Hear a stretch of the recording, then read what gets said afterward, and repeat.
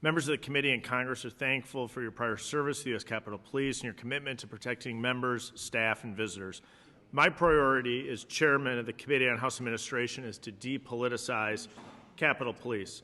I'm committed to ensuring the U.S. Capitol Police has the tools, resources, and leadership it needs to keep our community safe. I also remain committed to supporting our law enforcement officers and the work they do each day. Today we're here to discuss the security failures that occurred on January 6, 2021, and how we can prevent these failures from occurring again. I want to dive into the questions, Chief Son. In your transcribed interview, you mentioned that you met with the House Sergeant at Arms regarding the National Guard prior to January 6th. Is that correct? Yes, sir. And who was the House Sergeant at Arms leading up to and on January 6th? That would be Paul Irving. And the House Sergeant at Arms is appointed by who? It was appointed at that time by Speaker Pelosi. And in your transcribed interview, you mentioned that when you first brought up the National Guard to the House Sergeant at Arms in the days leading up to January 6th, that Mr. Irving said he, quote, didn't like the optics, end quote. Is that correct? That is correct. He referenced being concerned for optics. And on January 6th, when you went to Mr. Irving to get his approval to call in the Guard, Mr. Irving said he would, quote, run it up the chain. Is that correct?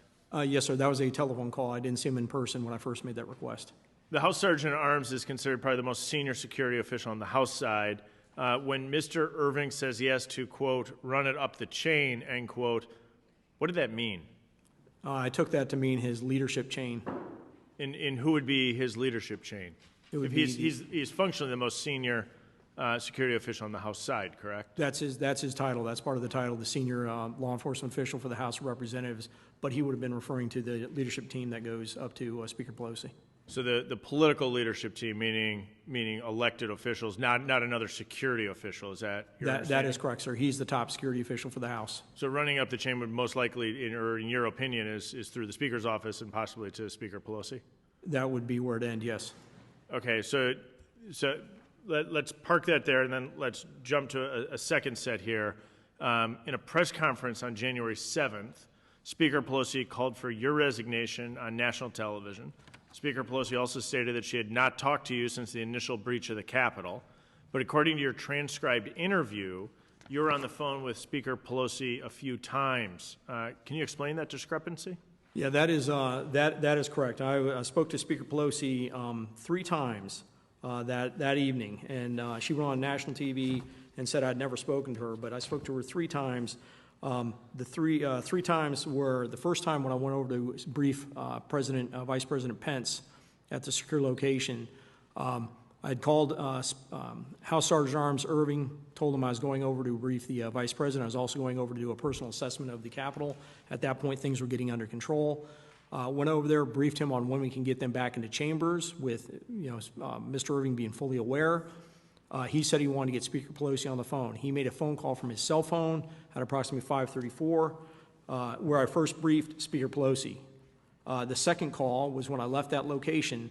As I was walking away, I met up with Mr. Stenger, and we started walking over to the Senate to go brief the Senate.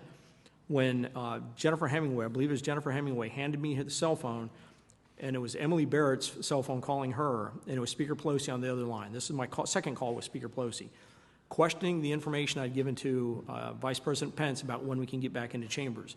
I assured her that information was correct.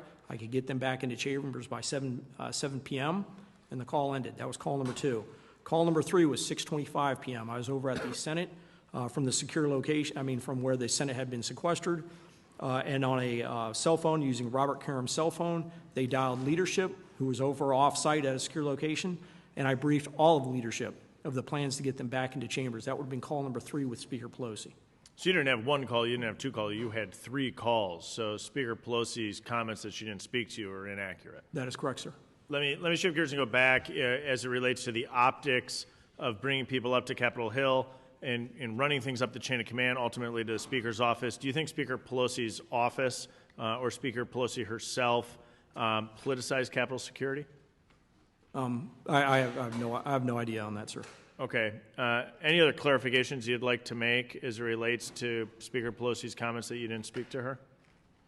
I just, wish she had considered that, wish she had considered some of the stuff that I've faced and the efforts I went through to bring in the outside resources on that day before she called for her resignation.